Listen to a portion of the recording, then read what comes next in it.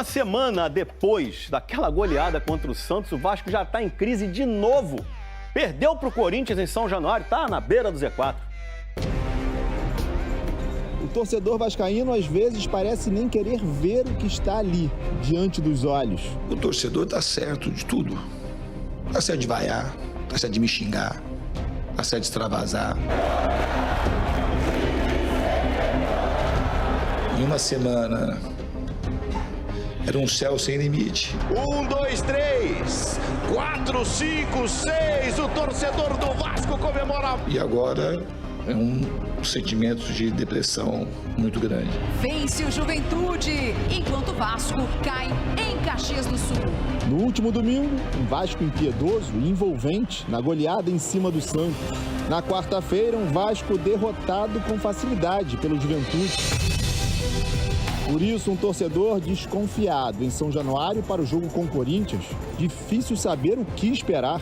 Fernando Diniz tentou repetir na escalação o que se viu na histórica vitória de uma semana atrás. Time do Vasco em campo e pela primeira vez sob o comando do treinador com Verratti no banco. O atacante argentino não jogou contra o Santos porque estava suspenso. Voltou na derrota para o Juventude. Do banco, Verratti viu um Vasco que até criou a primeira boa chance de gol. Coutinho caprichou, mas a bola saiu. Depois disso, só deu Corinthians. O primeiro gol saiu do cruzamento de Bidu, que Maicon finalizou de primeira. Matheus Bidu, perfeito no cruzamento. Uma bola colocada, chapada no cantinho direito do Léo Jardim, que não pôde fazer nada.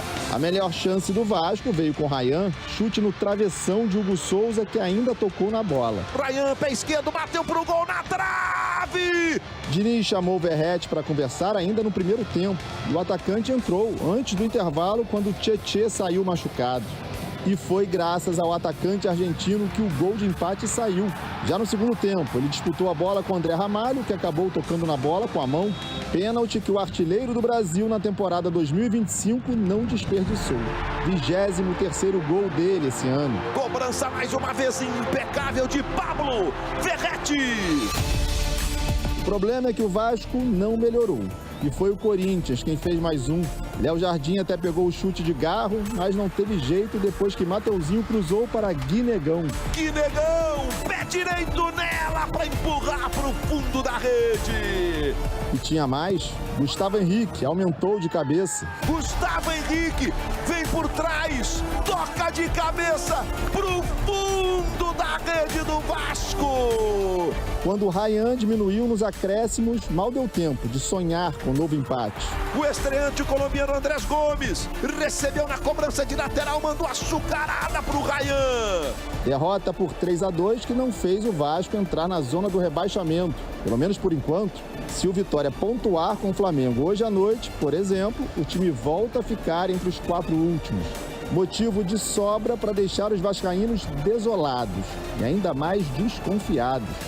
Desconfiança justificada em campo. Com Verratti e sem Verratti, um Vasco que foi dominado durante boa parte do jogo e que sai derrotado de São Januário pela segunda vez esse ano.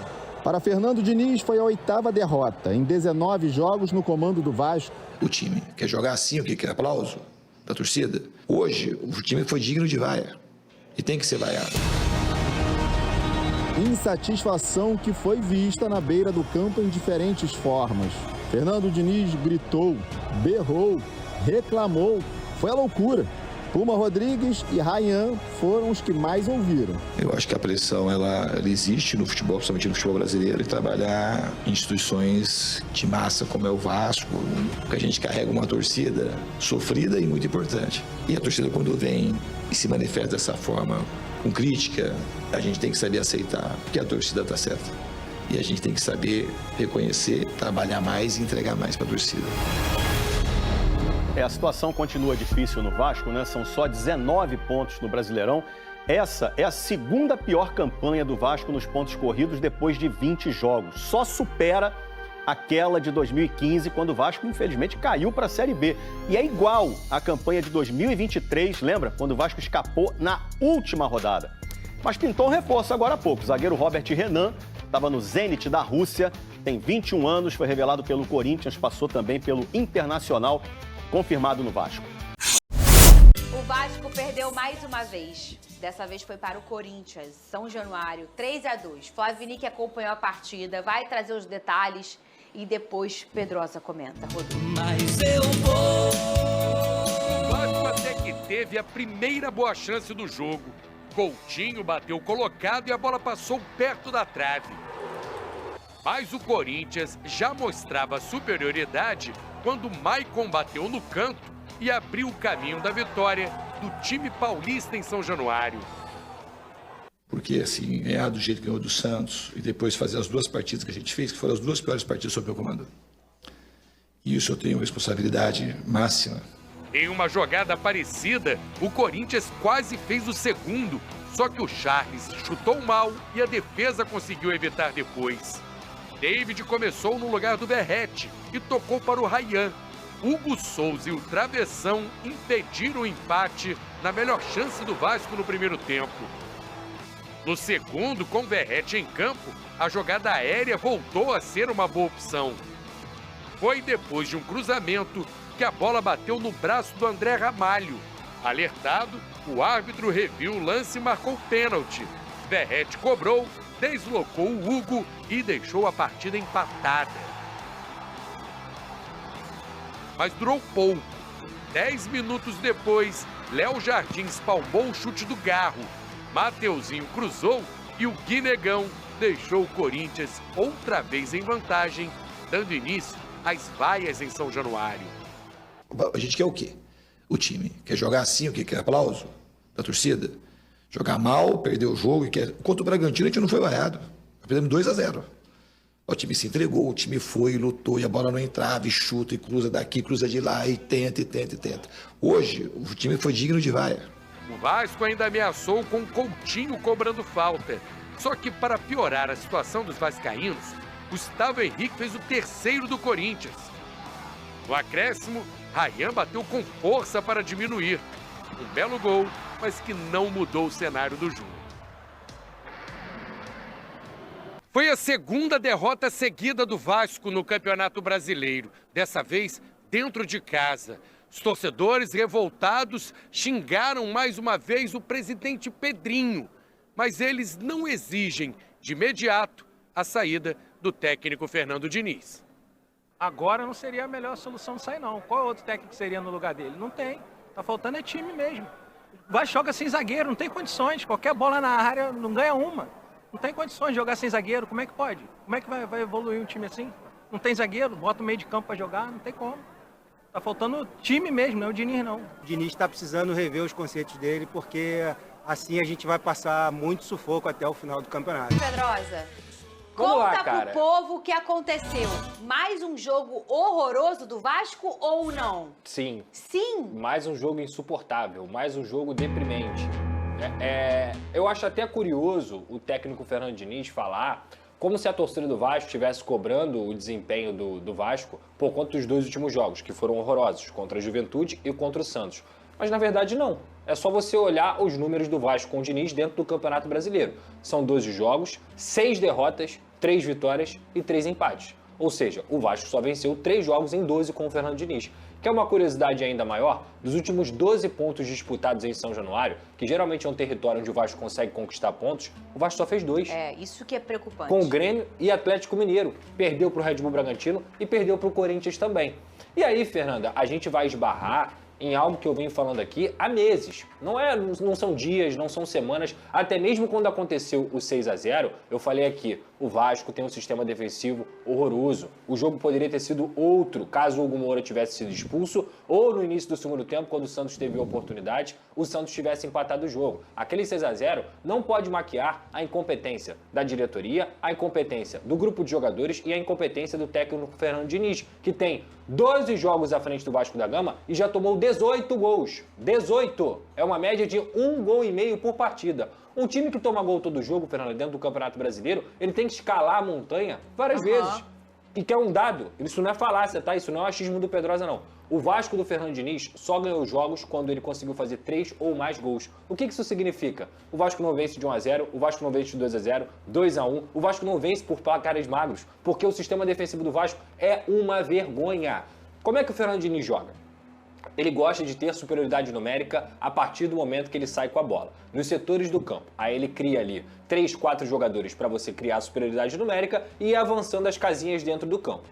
Quando o Vasco perde a bola, que é o grande problema, com a bola o Vasco até constrói, mas quando o Vasco perde a bola, o mecanismo de defesa do time do Fernando Diniz é só um. É a pressão pós-perda. Para você recuperar ali, você bota 3, 4 jogadores. Se você não recuperar, tá perdido. O Corinthians ontem, em diversos momentos, não só marcou o Vasco alto, mas quando recuperava a bola do Vasco, conseguia reter a bola e tabelar. Mesmo jogando todo desfalcado, com 4 volantes, o Corinthians ontem veio para jogar em São Januário. O Dorival Júnior não é nenhum bobo. Qual é o melhor remédio para você jogar contra o Fernando Diniz? É ter a bola, porque o Vasco não sabe jogar sem ela. Então, toda vez que o Corinthians recuperava a bola, como foram nos 2 gols, inclusive, no gol do Maicon até, o Corinthians recuperava a bola, invertia a jogada, pegava um Vasco que não sabe fazer 2 linhas de 4, que não sabe se defender, que só tem a pressão pós-perda, que não tem transição defensiva, que não consegue se armar e se organizar defensivamente, e o Vasco da Gama pegou ali o Maicon com o cruzamento do Bidu, o Pumita marcando a distância, quase ensina a distância, velho. Ele marcando a distância,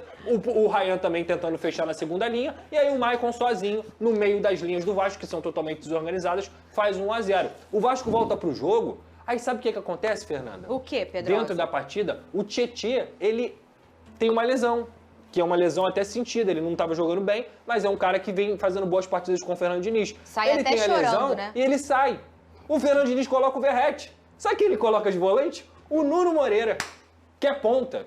Aí ele ontem falou, não, o Nuno pode jogar de 8. Gente, não pode. Ele não joga de 8. Ele não é 8. Ele nunca jogou de 8. Ele é um jogador que ele é um ponta construtor ou ele joga de meia. Ele é um atleta que não tem tanta velocidade, mas tem 1 contra 1, acha o passe final. Ele jamais pode jogar de 8 para jogar de costas ou combatendo no meio campo, porque fisicamente ele nem tem condições para isso. Nem tem. E aí o que aconteceu? O Vasco conseguiu chegar ao empate e o Fernando Diniz falou na coletiva que foi o Nuno jogando de 8. Não, o Vasco achou um pênalti. Achou um pênalti, jogou uma bola na área, mão, achou um pênalti. Volta pro jogo, 1-1. A torcida inflama, eu tava lá, 20 mil torcedores, como sempre. Inflama, chama São Januário. Nada, resposta nenhuma. O Vasco não ficou perto de fazer o segundo gol. Quem ficou perto? O Corinthians, que era um time que estava cheio de desfalque e foi muito mais organizado do que a equipe do Fernando Diniz. Vou repetir, com bola, o Vasco não é ruim. O Vasco fez 2 gols ontem, sim, correto? Só que tomou 3. E assim tem sido o enredo do Vasco da Gama. Para mim, novamente, vou falar aqui, enquanto o Fernando Diniz continuar com as invenções medonhas dele, com os achismos dele, com as coisas que só ele consegue pensar e raciocinar, e o Vasco não estiver pontuando, enquanto ele não tiver o entendimento de que o Vasco hoje precisa mais de resultado do que qualquer outra coisa, que ele não pode negociar o resultado, o Vasco, com o desempenho que está tendo, isso não sou eu que estou falando não, tá, gente? São os números, é só ler, é só ler. O Vasco, se melhorar um pouquinho, vai cair. O Vasco, como está hoje, já caiu. Já caiu. O Vasco precisa melhorar muito em desempenho e, principalmente, a diretoria precisa entregar os zagueiros. O Hugo Moura é o zagueiro do Vasco há mais de 4 jogos. O Vasco tem o Lucas Freitas, que é um zagueiro ok no máximo, e nada além disso. Tudo bem, chegou o Robert Renan agora, mas pro lado direito vendeu o João Vitor, já tinha vendido o Luiz Gustavo também. E agora, cadê os zagueiros do lado direito? Não adianta ficar colocando a culpa só no Diniz, a culpa só no grupo de jogadores. A diretoria tem que entregar os reforços, porque o Vasco está prestes a cair.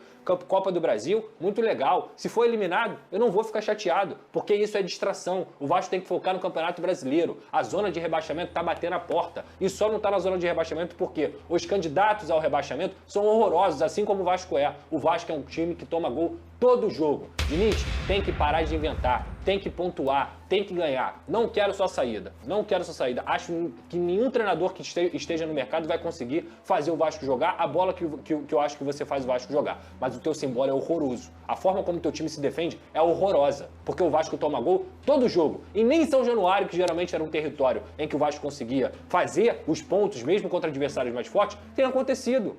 Aí o lúdico, a filosofia, se não tem filosofia que seja pautada pelo resultado, é só teoria. Vene Casagrande, e aí se a gente pensa assim, ele tem, o Diniz tem uma coisa de exigir essa versatilidade, bota fulano pra lá, bota ciclano pra lá, sempre foi assim. Mas se ele surpreendesse, mas ele não surpreende mais, todo mundo sabe o jeito do Diniz de jogar, não é mais uma coisa que vai surpreender ninguém. Aí pega um cara como o Dorival, que é um super estrategista, né? E acaba dando um nó. E além disso, o que chamou muita atenção também ontem, o Vene, foi a discussão entre o Diniz e o Rayan. Tá aqui na tela, agradecer a Premier que liberou pra gente essas imagens, pra gente repetir aqui na tela. E aí ele fala ali da questão da marcação, do Rayan não voltar pra marcar, o menino ficou vindo ali, né, nem responde tanta coisa. E aí, Vene Casagrande, isso também não é a novidade, né? A gente já viu o Diniz falar desse jeito, esse é o jeito dele, a skin dele na beira do gramado, hein? Bom, Fernandinha, vamos lá. Quando aconteceu isso aí com o Lloyd, por exemplo, eu dei razão ao Fernando Diniz, porque na ocasião o Lloyd, ele, entre aspas, faltou respeito com o treinador dele, que no caso é o Fernando Diniz. Nesse assunto aí, envolvendo o Rayan, eu particularmente acho que o Diniz passou dos limites novamente. É uma linha muito tênue para não acontecer o que aconteceu com o Tietê, por exemplo, que por sinal eles são companheiros de clube novamente. O Tietê está com ele novamente, para quem não sabe, enfim, eles tiveram uma briga muito feia nos tempos de São Paulo. Eu acho que o Diniz passou dos limites em relação a isso aí. E, gente, quando eu falo isso, eu não estou falando do caráter Fernando Diniz, da pessoa Fernando Diniz, que inclusive deve ter um caráter absurdo, porque vários jogadores se amarram no Fernando Diniz, elogiam bastante o Fernando Diniz. Mas nesse ponto aí, nessa situação, eu acho que ele passou dos limites. Eu particularmente, se eu fosse o Rayan, por exemplo, e acho até que o Rayan ficou todo sem graça ali, porque imagina se o Rayan responde. A confusão que não ia ser. E assim, você de cabeça quente, você não critica o Fernando Diniz, você também não pode criticar o Rayan se ele em algum momento retrucar o Fernando Diniz ali na cara do professor dele. Então, eu acho que o Fernando Diniz, nesse ponto aí, ele passou dos limites. Sobretudo após ver uma leitura labial, que eu confesso que eu não lembro o nome da pessoa que fez, é um perfil de um torcedor vascaíno, eu vi lá que ele fez a leitura labial. Eu acho que o Diniz passou dos limites, xingando, mandando tomar caju, falando vai fazer gol de quê? Então, assim, entre aspas, botando o jogador para baixo. Eu acho que isso aí não ajuda de nada. Então, eu respeito muito o treinador Fernando Diniz, mas nesse tipo de situação aí, eu acho que ele passou dos limites. Pedrosa, você falou que não é o momento para tirar o Diniz, eu também acho que não, tá? Mas o que ele pode fazer de forma mais imediata para conseguir resolver esse problema? Porque os números não mentem. O desempenho do Diniz não é legal sob o comando do Vasco da Gama, Pedrosa. Primeiro, a diretoria tem que entregar os zagueiros. Aí, depois que a diretoria entregar os zagueiros, ele tem que usar os zagueiros. Ele não adianta colocar volante de zagueiro, lateral esquerdo de zagueiro, meia ponta de volante, atacante de meia. Primeiro, ele tem que parar de inventar, porque você ter versatilidade dentro de campo é uma coisa positiva. Você inventar essa versatilidade, fazer com que aquele atleta jogue em uma posição que ele não está acostumado, para mim é invenção. Então, assim, ele tem que abrir mão de algumas convicções dele, ele tem que aprender a jogar de forma diferente, Fernanda. Ele tem que aprender a se defender. O time do Fernando Diniz não sabe se defender. Isso não é de agora do Vasco, isso é da campanha que ele tinha com o Fluminense, de outras campanhas também que ele conseguiu fazer como treinador. Então, assim, se ele não abrir mão de algumas convicções dele, que são absolutas, para a situação que o Vasco tem hoje, cara, esquece, o Vasco não é mais lugar de experimento, Fernanda. O Vasco não tem mais condições e nem espaço dentro da tabela do Campeonato Brasileiro para ter experimento. A diretoria tem que entregar os reforços, esse é o principal ponto, e ele conseguir colocar os reforços nas posições deles, principalmente os zagueiros. Enquanto o Vasco não conseguir ter zagueiros que possam jogar na sua posição, de fato, de origem, ontem ele falou que o Hugo Moura é um acerto. O Hugo Moura é um acerto, ele tá de sacanagem, pô, só pode ser brincadeira. É um jogador que falha jogo sim, jogo não. Então assim, cara, é se defender. O que vai diferenciar a briga pelo rebaixamento do Campeonato Brasileiro é quem se defende melhor. E hoje o Vasco se defende de uma forma patética. Gabi Marino teve São Januário e conta tudo pra gente. O Corinthians dominou o primeiro tempo em São Januário. Desde os primeiros minutos, Bidu e Mateuzinho levaram perigo pelas laterais. Aos 20, Matheus Bidu cruzou na medida para Maicon abrir o placar para os paulistas.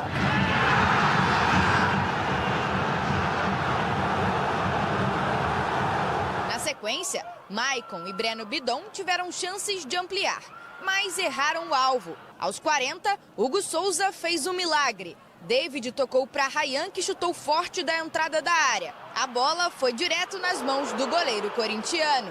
O Vasco voltou mais ligado no segundo tempo. Primeiro, Verratti perdeu de cabeça. Logo depois, André Ramalho colocou a mão na bola na área. Pênalti assinalado e convertido pelo argentino. Tudo igual em São Januário.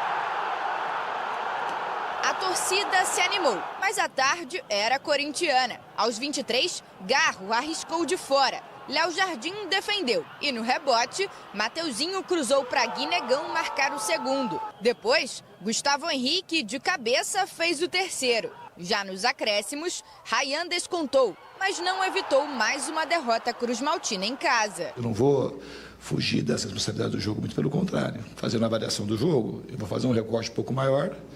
Eu acho que em uma semana era um céu sem limite e agora é um sentimento de depressão muito grande.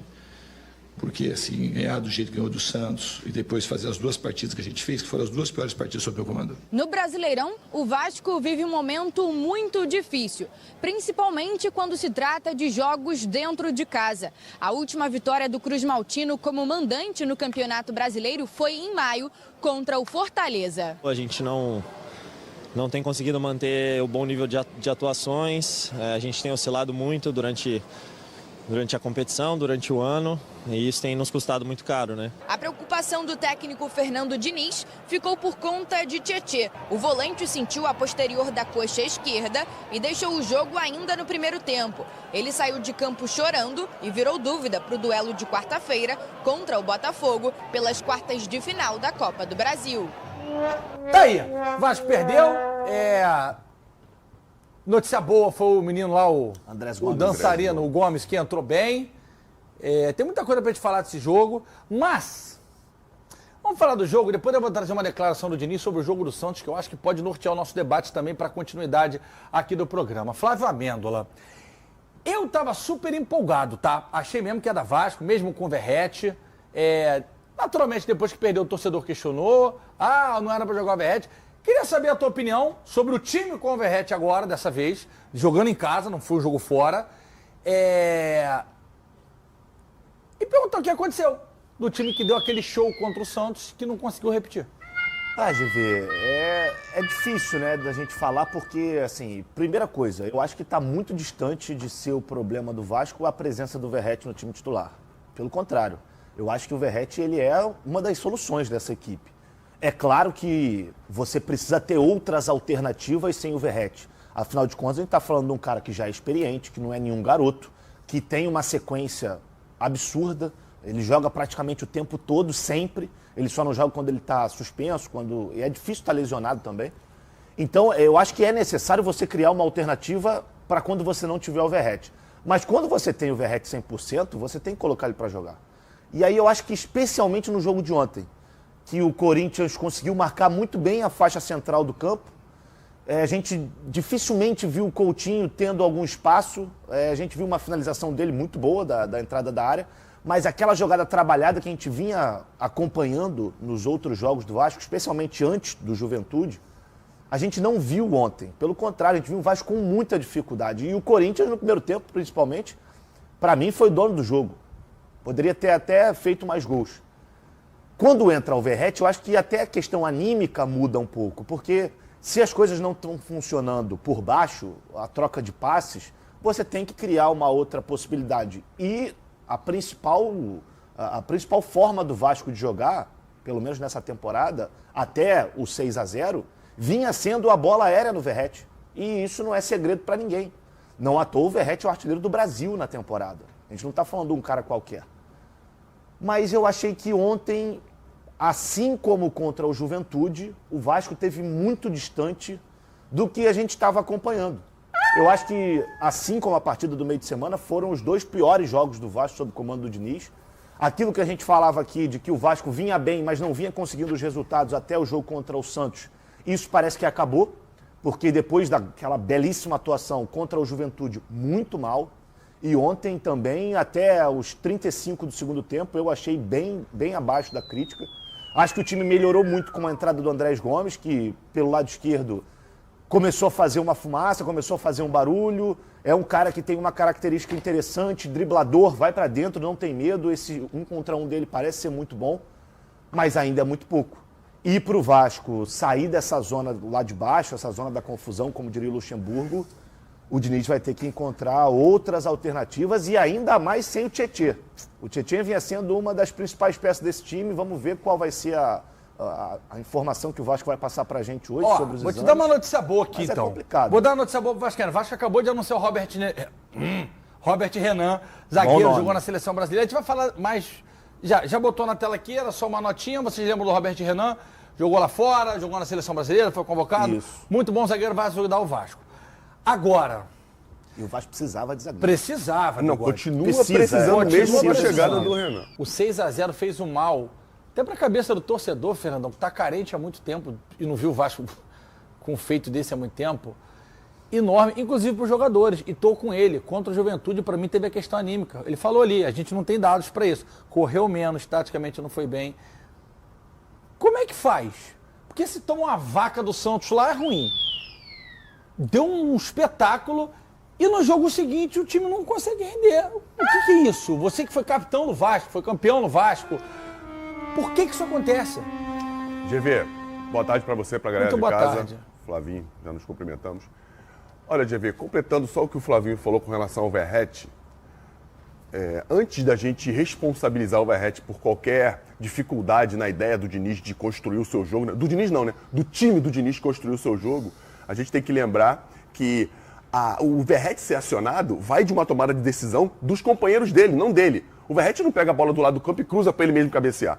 Então, ele está ali pronto para brigar com os zagueiros, mas quem toma a decisão de acioná-lo são os companheiros. E aí vai de uma consciência maior de quem está jogando com ele, né, de uma divisão de responsabilidade maior, para que, mesmo que você chegue do lado do campo, mesmo você não estando no fundo, porque o Vasco é muito diferente quando tem o PH jogando, porque o PH é um cara que ataca o espaço, ele cruza muitas das vezes do fundo do campo, ele cruza mais de trás, mas ele busca o fundo do campo. O Rayan é um jogador que não ataca a profundidade pelo lado direito, ele vai muito do lado para dentro para poder finalizar, é o forte dele, tudo bem, ele faz isso com muita qualidade. Do lado esquerdo, já tem um pouco mais desse ataque ao espaço, que o Piton é um jogador que gosta do fundo do campo, o Nuno Moreira gosta de atacar o fundo do campo também, mesmo não sendo ponta, ele consegue fazer essa função bem. E quando o Vasco não tem esses jogadores fazendo isso, como do lado direito o PH não estava, e aí fica um pouco pendendo para jogar de um lado só, como aconteceu no jogo de ontem. E aí fica muito previsível. O Corinthians marcou muito bem o Vasco, se eu não me lembro, que eu me lembro, o Vasco não foi uma vez no fundo do campo pelo lado direito. Não lembro também. Porque o Puma é um jogador muito mais técnico, muito mais de construção. E voltando a falar do Verratti, e quando você tem um jogo como tem o jogo do Corinthians, um jogo difícil de você entrar numa defesa bem marcada, um time forte fisicamente, cheio de desfalques, que não vai dar brecha na marcação, o Corinthians vai fechar o centro do campo, deixar o Vasco um pouco mais pendendo para um lado e vai marcar muito bem, ainda mais sem o Verratti. E outra coisa, fazendo mais uma menção à importância do Verratti. O Verratti, ele costuma estar na área sozinho, na hora do pênalti do Vasco ontem. Por incrível que pareça, tinham 4 jogadores do Vasco na área. Mas o Diniz falou isso, que o Vasco ontem mereceu vencer, foi melhor. Não, ele falou que o Vasco não mereceu vencer ontem. Ele falou que foi, junto com o Juventude, foi o pior jogo. Não, mas aí ele falou assim, o Juventude foi mal animicamente. Ontem ele falou, a gente foi melhor taticamente, correu mais. Não, ele falou que ontem eles foram mal tecnicamente, que o Corinthians foi... tecnicamente. Isso aí, os dois jogos. Porque eu tava meio que discordando, que eu falei, cara, o Corinthians foi mal. Não, ele falou que foi mal também. E o Vasco tem ido mal, e com relação a isso, na minha opinião, o Verratti não deveria ter saído do time do Vasco. Mas ele saiu e ganhou de 6, Fernandão. É normal, via dúvida. GV, o jogo do Santos e Vasco no Morumbi foi uma anomalia do futebol. Ok, mas como é que você explica isso pro torcedor? GV, Mercedes estava escondido debaixo da mesa quando a gente chegou, o Diniz está lá, não é para explicar nada para a torcida, para botar o time para desempenhar em campo. É verdade. A torcida, ela quer É verdade, GV, tu sabe isso, a torcida quer um bom resultado. Perfeito. Mas o Diniz tem que fazer as coisas dentro das convicções dele. E eu acho que tirar o Verratti do Vasco, do time. E olha que eu sou apaixonado pelo jeito do Diniz fazer o jogo de futebol. Num jogo desse, em São Januário, o Vasco precisando vencer, o Verratti sendo um cara que divide responsabilidade no campo, não só com o Diniz, mas com os outros jogadores também, você tirar ele e o time não conseguir jogar, você corre um risco muito grande de acontecer o que aconteceu. E aí, quando você precisa do Verratti, ele vai lá e entra. Foi de pênalti, vai lá bater um pênalti, perdendo de 1-0 em São Januário. Não, mas ele que estava na jogada que gerou o pênalti também. E outra coisa, o Hugo da altura desse estúdio aqui. Verdade. Se o Hugo faz assim, ele pega o pênalti. 4 jogadores na área, isso faz total diferença. É diferente de você pegar a bola da intermediária e cruzar com o Verratti sozinho contra 2, 3 zagueiros. É isso que eu estou tentando dizer. E quando o Diniz diz que o jogo do Santos fez um mal que não deveria, ele tem razão. Porque o Vasco, não sei se achou que poderia construir aquele resultado em outras partidas. E uma coisa pior ainda, o Santos deu espaços que o Juventude não costuma dar em casa e que o Corinthians não ia dar fora de casa com tantos Fernandão, desfalques. olha só, olha esse gol aí. A culpa, o menor culpado do Vasco é o ataque, fez 2 gols. Tomou 2 de Juventude e os gols ontem, a gente tava falando aqui fora do ar. Pô, o cara domina, ajeita, o melhor jogador do time, né, Bigode? Vira pro lado, Fernandão, bate, sobra o rebote, vai Mateuzinho, que cruza no espaço minúsculo, que normalmente ali não é difícil, o cara faz o gol. O outro gol do Vasco, a mesmíssima coisa, do Corinthians. Esse gol de bola parada aí. A bola passar no primeiro, ele o cara cabeceou a bola assim, vira aqui pra mim. Foi o Gustavo Henrique, que é imenso. O Gustavo Henrique parece o Fernandão com perna de pau, é maior que o Fernandão. Ele fez assim na cabeça. Pô, gente, o time nessa fase, quarta-feira é mata-mata contra o Botafogo. Se desse mole, o Botafogo vai empurrar um... E o Diniz deve estar tão doido de fulo. Por quê? Porque o Diniz, ele preza, para não falar outra coisa, né? Ele preza por 2 coisas no time dele. É organização tática. Fernandão, olha esse gol, Fernandão. Intensidade. Olha esse gol, Fernandão. E essa jogada foi a 3ª ou a 4ª que aconteceu desse mesmo jeito. Beleza, o Ryan não desceu para marcar. É a responsabilidade dele vir até aqui com o Bidu. Mas o Puma tem que diminuir esse espaço mais rápido. Porque o portador da bola no futebol de hoje, GV, tem que estar sempre sendo pressionado. Se esse cara não está sendo pressionado e teu time está sendo contra-atacado, a chance de você ter problemas é muito grande. E aconteceu isso muitas vezes com o Vasco. E sempre nessa girada de jogo. Mais uma vez aconteceu. Cara, é muito espaço nas 3 fases. É isso aí. No lançamento, o portador da bola que fez o lançamento estava com tranquilidade para fazer o jogo e a bola chegando no Bidu com muita facilidade. Se fosse a primeira vez, tudo bem. Cara, mas não tinha ninguém perto, cara. Tem que diminuir o espaço. Nem perto dele. E o Diniz falou isso na coletiva. Os times dele jogam com a linha muito alta. Então, o balanço defensivo tem que ser muito rápido. Tem que diminuir o espaço muito rápido em cima do portador. Mas fizeram isso com o Neymar uma semana atrás, cara. O Neymar dominava em cima dele. Mas o Santos... Esse foi um jogo diferente, porque o Neymar joga muito por dentro, onde a marcação está mais forte. Mas quando o Santos roubava a bola, o Santos se expunha e deixava os contra-ataques. O Vasco fez 4 gols em 12 minutos. Isso não é... Se você for buscar no mundo inteiro aí, nas goleadas que acontecem, é difícil você ver um jogo, tô errado, Flavinho? Não. Que tem 4 gols em 12 minutos num clássico nacional. Não dá para tirar o jogo do Santos como parâmetro. Ali foi a exceção. Do campeonato. É uma exceção. E a gente tende a se basear pelas exceções. E não tem que fazer isso. E eu tenho achado o Vasco com muita dificuldade, especialmente quando não consegue pressionar. Quando tem que baixar as linhas, o Vasco tem tido muita dificuldade para marcar os lados do campo, para marcar esse miolo que é logo depois dali do sistema defensivo. A gente vê o tempo inteiro os adversários. Contra o Juventude foi assim, muita liberdade na entrada da área. Contra o Corinthians foi assim. Então é necessário o Diniz ajustar isso, porque não adianta. O time que está lá embaixo e que toma gol todo jogo, para ganhar as partidas vai ser um parto. Porque já começa 1-0 contra. Então o Diniz ele precisa ajustar isso. Eu acho que o sistema defensivo hoje do Vasco, não sei se o Hugo Moura como zagueiro é a melhor opção. O Diniz defende, ele gosta, ele acredita que sim, mas talvez ter um zagueiro, melhora a construção. Tudo bem, eu entendo. Mas então vai buscar um zagueiro que tem uma boa construção. Aí eu acho que você tem os dois em um só. Mas aí tu tira ele, tu bota o Hugo de novo no meio campo? Ou só pra ele não tá... Eu não sei, porque, por exemplo, hoje eu acho que a dupla é Tietê e Jair. Sim. Só que o Tietê agora teve essa lesão, eu não sei qual o grau da lesão. Problema para a Copa do Brasil. Eu acho que ele não joga porque ele saiu chorando de campo ontem, parece ter sido muscular. Então, assim, sem o Tietê, pode ser um Hugo e Jair. Mas eu não sei se a melhor opção é o Moura na zaga. Se é Vasco, tá na colina.